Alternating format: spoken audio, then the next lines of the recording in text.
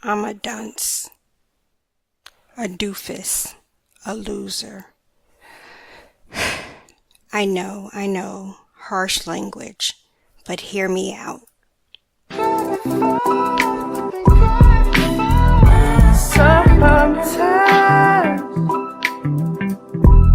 realize there's no way. You have tuned into Breaking the Mask of Depression with your host, Diva with Depression. Just waiting back.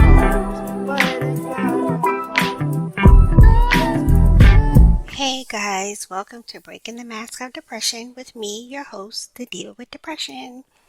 How are you guys doing? I hope you guys are doing well. I hope you guys are, I don't even want to say staying peaceful. I hope you're staying as hopeful as well. It's a real shit show going on out here. You know, as much as we try to stay out of it, try to stay unaware, I don't even know what the word is for it, you know. You just turn on your phone, try to watch a little TV. Some shit's always popping up, but you know, that's the way to put it. Just try to stay as hopeful as possible. You know? So listen, I'm on a rant today, because I told you guys that I relocated, so I am going through the process of finding new doctors, but this is something that I've been going through since my illness took a turn years ago, when I first had my first breakdown. Because one of the things that you go through when you start living with a chronic illness is changes in that you can't do some of the things that you used to do. And so one of my pet peeves is that my brain doesn't function the way that it used to.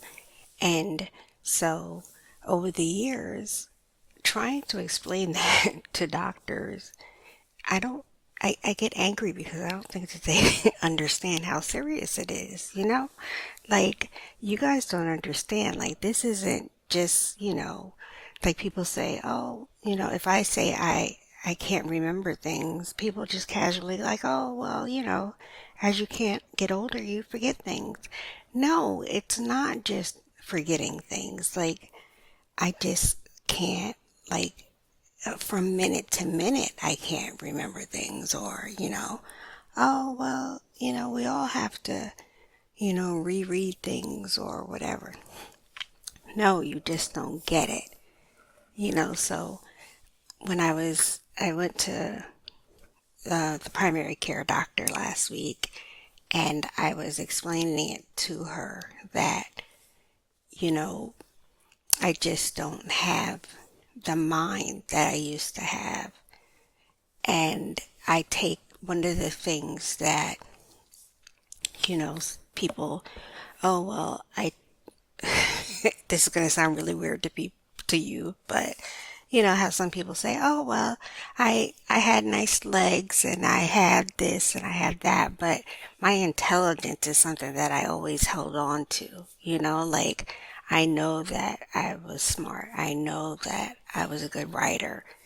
I know that I was good in school. Like, those are just some things that, like, I didn't know if I was pretty, or, I didn't know if I looked, looked good or right, nice, whatever. But I knew that I was smart, and that's something that I could always hold on to. And so when I'm at a point now where, of course I can still write. I'm still a good writer, but I can't concentrate long enough to follow through with writing. Of course I'm still smart, but I cannot read a book. And it's like, well, what do you mean you can't read a book? I mean, I can't fucking read a book. That's what I mean. I mean, I can't get through a chapter of a book. Forget a freaking chapter. Like, hello, can we get through a page of a book? you know? And so I said, I'm going to just put this out there because, I know that there are other people that feel like this.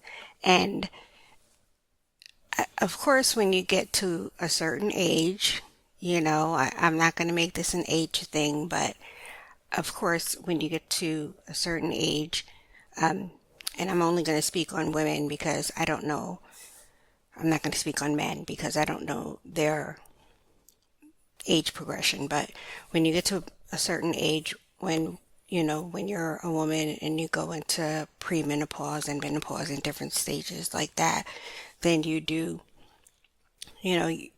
start to, your mind, do start to forget things, or your mind starts to change and different things like that.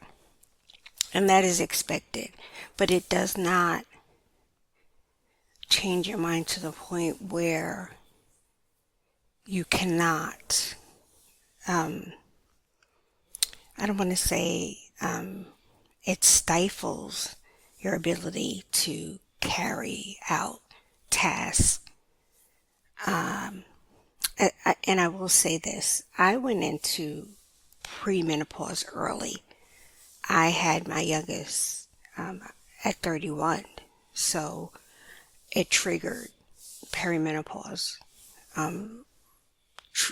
early. So I did not, and I did not lose my ability to carry out tasks at that point. But as my depression got worse, then yes, I did.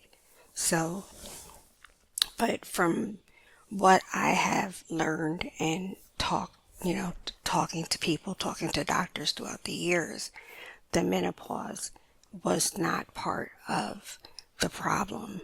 It really was more of the mental illness, and you can throw in the medication in there.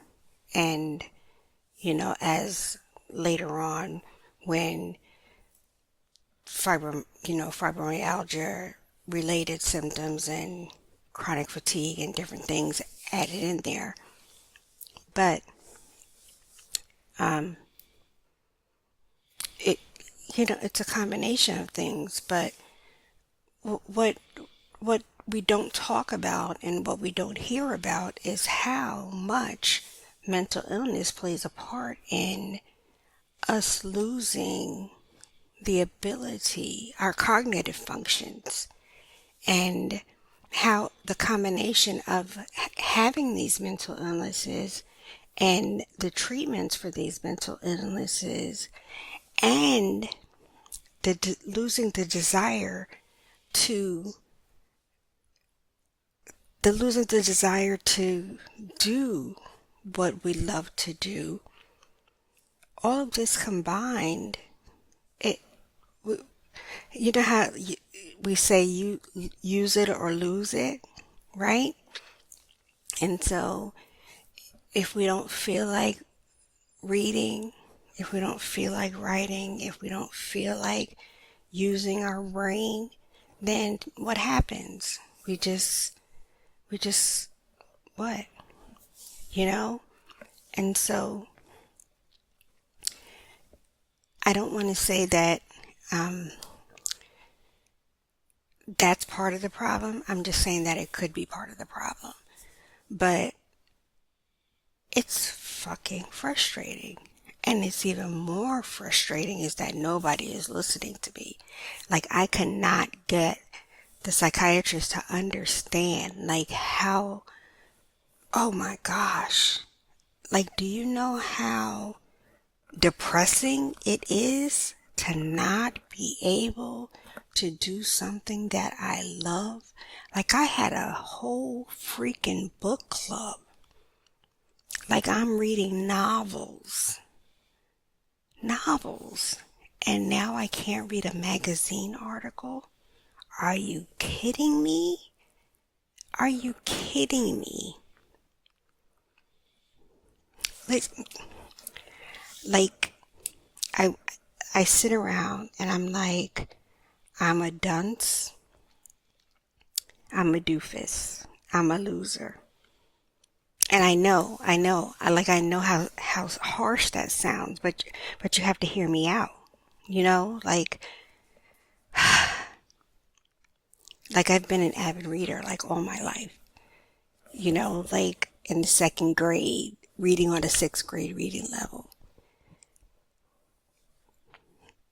Ramona, you guys remember the Ramona books, Judy Blume books, Nancy Drew, and then like getting older and Toni Morrison, J. California Cooper.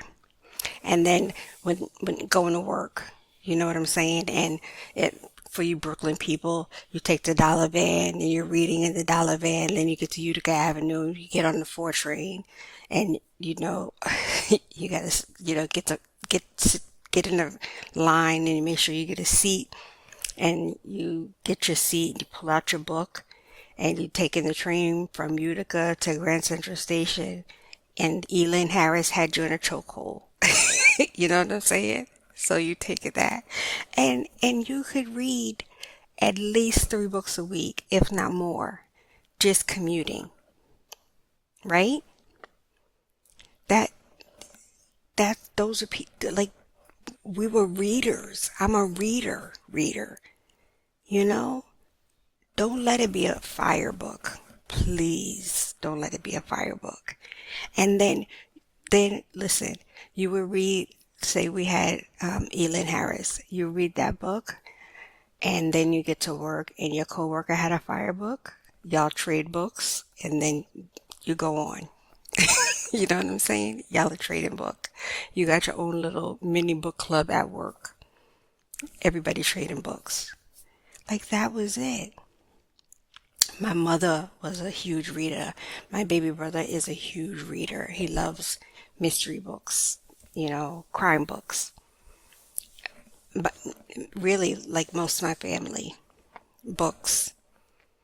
Like that is a huge part of my family. So, you know, for me not to be able to read, it kills me.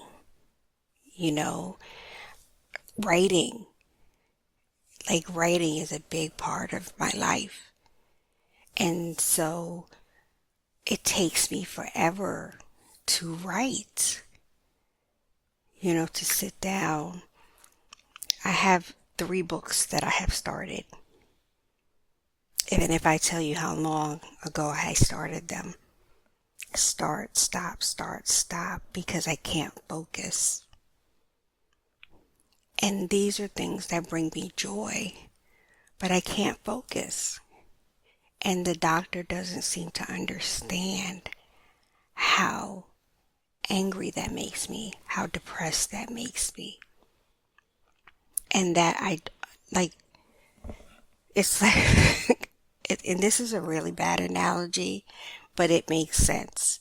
You know how when someone is begging for drugs to make them feel better? That's how I sound to the psychiatrist probably. Like, please give me something to make my brain clear up. Like, pull the cobwebs apart so that I can have some clarity. Please just give me 3 hours so I can get some work done. Right? Like I probably sound like that. Like, what was the movie? Jungle Fever? Gator. Do the dance, mama, do the dance. Like, I probably sound like that. Because that's how it feels. Because I just want to wake up and be able to accomplish something. You know, like you guys have no idea how much it takes to be able to set a goal and complete it when your mind doesn't work the way everybody else does. I was talking to my sister yesterday because, you know, me and my sisters every day say good morning and, you know, talk about what we're going to do for the day. And she told me what she was going to do for the day. And she told me that she was working on something that was happening 3 months from now. And I was like, holy shit. Like, this is why you're better than I am. Because I'm working on something that's due in an hour, and she's working on something that's due in 3 months. You see what I'm saying? I can never, you know? But th- this is what I'm saying. It's very, very hard. And, of course I'll find Google Facts for stuff, but I just wanted to share like a little bit of background with why I wanted to go on this rant. And it is a personal rant, but it's not, I know that it's not just me because I do, talk to people that go through the same thing, but just for different reasons. Like I do have friends and sisters that are going through it because of the menopause or because of straight ADHD, or straight depression. Like I know that there were various reasons for it and it's frustrating, but I don't think that we get to express the anger and how it makes us feel when no one listens to us. And I don't think that we get to express the grief that we feel for the lives that we used to live, or the grief for the things that we used to do that we can't do anymore. And but listen, I found something that said that higher IQ is associated with more mental illnesses, including depression, anxiety, and bipolar disorder. I don't think that I have a higher IQ than anyone else. I don't think so, but and it's these are some of the questions that I put into Google. How does mental illness affect you intellectually? And it says confused thinking or reduced ability to concentrate. So excessive fears or worries, extreme feelings or guilt, these things can affect, how you're thinking and how you concentrate. So, it doesn't have to be extreme, like everyday stressors are going to affect how you, function and how, of course, if you're going through something, you're not going to be able to think, have a good time, participate in different activities. That's understandable. Of course, it's not going to be as extreme as some other cases, but, I really cannot, like, I can sit down. Just today, I was with my daughters and I was reading something, and 5 minutes later, I forgot what I read. If I don't screenshot what I'm reading, I'll forget where number one, where I got it from, and number two, what I read. My phone, if you look at if you go into like the storage area of my phones, and I'm ashamed, well, I'm not ashamed, but I have 3 phones. But if you go into the storage area of my phones, the gallery takes up the bulk of it because I have to screenshot everything. And because I'll forget where I saw something and forget what I read because I have to screenshot it. I have to write everything down. I have a notebook that I have sticky notes stapled onto every page because I can't remember stuff. When I'm reading something, I highlight it. I have to highlight everything So most of the books that I have to highlight. If I go to the library and I see a book and I start reading it and it's interesting to me and I find parts of it that I need information out of it, I will have to take a picture of the front of it and I will have to come home and go online and buy the book so I can highlight, buy it so I can have it personally and, highlight the information in the book because I'll forget. Or I will take pictures of the pages while I'm at the library. But it's depressing. It's extra depression because I just love to read. I'm like one of those book nerds. Like I love the feel of a book. I have books all over the place, and it makes me sad, you know, and yeah. I'm gonna try not to get sad and cry and you guys stay. So, here's another Google fact. Depression can significantly impact reading abilities by causing difficulties with concentration, focus, and comprehension, potentially leading to a decline in reading skills and a negative impact on overall well-being. So, you see, it's not, I guess that's part of the use it or lose it concept that, you don't use those skills. So you're not strengthening those skills. It's sort of like what I was reading a couple of weeks ago with dementia, how they say that people with dementia, they like them to use puzzles and word search and little math skills and different things like that to keep their mind going. I was watching a movie and the man did puzzles every single day, and he was an ex-cop, and someone came to him with an old case, and that old case sort of combined with a treatment an experimental treatment that they were giving him helped him start to get his memory back. So,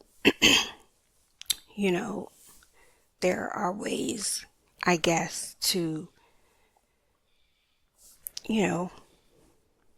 keep using these skills, but it's just, I think that we have to do more or find more ways to let these doctors and therapists know that this is a major issue, because as much as they want us to keep using these skills, part of the illness is that the frustration of not being able to concentrate, not being able to remember, not being able to do the things that we find joy in. So, walking around Barnes and Noble, of course, is one of my all-time favorite things to do. But what's the use? I can buy 16 books, but I can't ever read them. So they're just piling up, which leads to clutter, which leads to more depression, which leads to my kids yelling at me because I have books all over the place. So it's just always something. Depression, does depression make it harder to read? Making decisions, reading, or watching television can seem taxing with depression because people cannot think clearly or follow what is happening. And this is so true. The TV part, they say that the people with mental illness that we watch reruns, like, well, of course, Law and Order doesn't count because I think everybody in America can sit and watch Law and Order 24 hours a day, 365 days a year, because I really think that there's something in the opening credits. But the reason why we watch shows that we've seen already is because we know what to expect, and we know what's going to happen, and we know, like, there's nothing that's going to catch us off guard or trigger us. But yeah, so we don't, nothing can catch us off guard, and we can follow along. But if we're watching something new, we have to concentrate on what's being said. We have to follow the timeline. We have to follow the clues. We have to follow along with the characters and everything. And that's hard. And it really, really is, like, concentrating. Like, I know that every TV in my house has closed captioning on it because I can't just hear what the person is saying. I have to see the words, because I can't concentrate on just hearing it. So these are things, like I tell you guys, I have to tell you that the good, the bad, the ugly, the uglier, the ugliest, the worst, everything. Because these are things that nobody says, they don't tell you about. And these are horrible feelings. These are horrible feelings. Last week we went to, my youngest daughter wanted Wendy's. And so we went to Wendy's and I ordered a chicken sandwich, a small chicken sandwich. And we get the food and they gave me my bag. They gave me all the bags. And so I pulled out, and this is a true story, I swear. I pulled out a sandwich. I took a small bite. And it was a hamburger. And I just sat there and chewed it. I didn't order a hamburger. And then I folded it back up. I closed it. And I started crying. And I said, I'm sorry. And my oldest said, why are you sorry? And I said, because you asked me if I wanted chicken nuggets. And I said, no, I wanted a chicken sandwich. But I just took a bite of a burger because I thought I ordered a burger. And this is all in 5 minutes. Because my brain doesn't work. And so she said the same thing. Oh, Mom, it's okay. Everybody's forgetful. And I says, no, that's not normal. It was 5 minutes. 5 minutes. And so, is this because of the mental illness? Is this because of the medication? Is this symptoms of something more? I don't know, but it's frustrating that nobody's understanding that it's not normal, and it's heartbreaking, and it's sad, and it's frustrating for me, someone who prides herself on being intelligent and on her toes. Someone who prides herself on being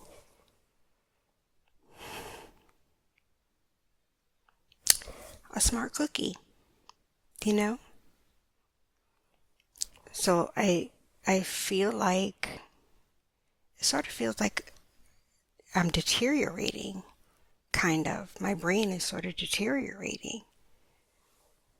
And it's not because I'm not using it.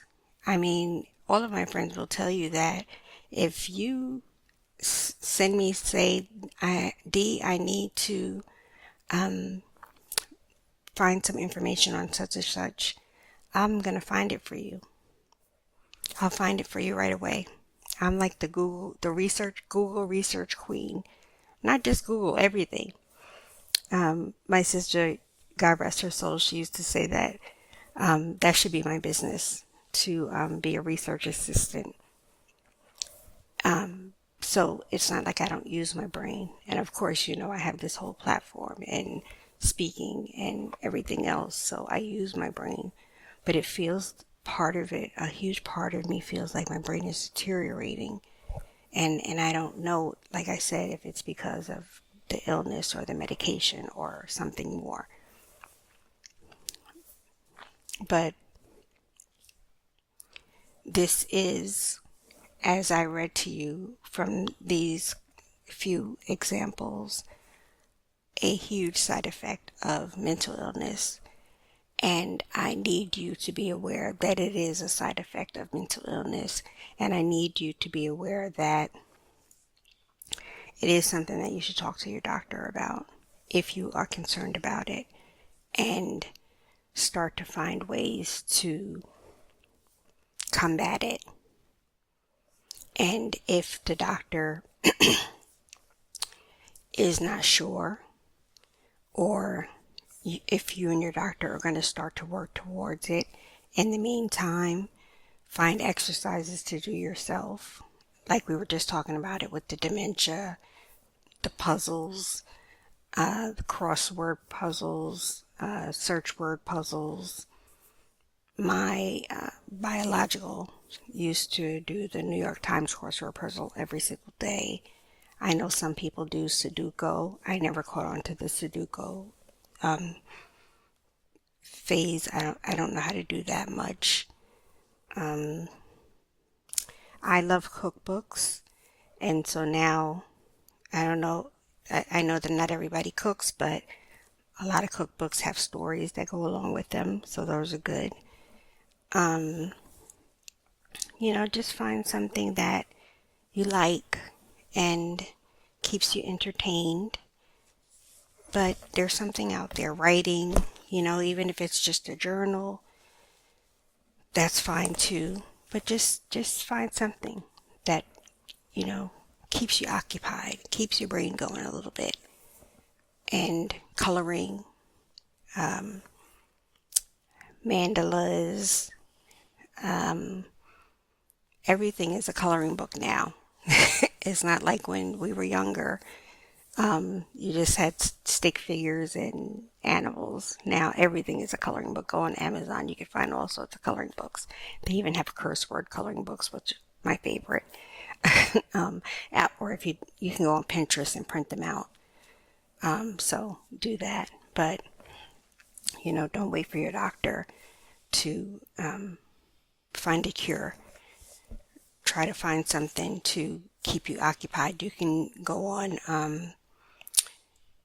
the library site and get audio books. I've done that a couple of times. If reading is your thing, that, it's not the same, but it does help keep you in the reading game. So know that I hear you. I'm with you. I understand it is a tough road, but we're going to be okay. And I thank you for listening. I know I'm going to keep saying this. I know that it's a struggle with everything that's going on in the world. Everything, every day, I just sit here and shake my head. And somebody said today, I was reading, somebody said that it just feels like the joy has been sucked out of life. Like there's no feeling, and I feel it too, like a little bit of air is sucked out, but we're going to keep going, okay? And so If you ever need me, you guys know that I am on Instagram. I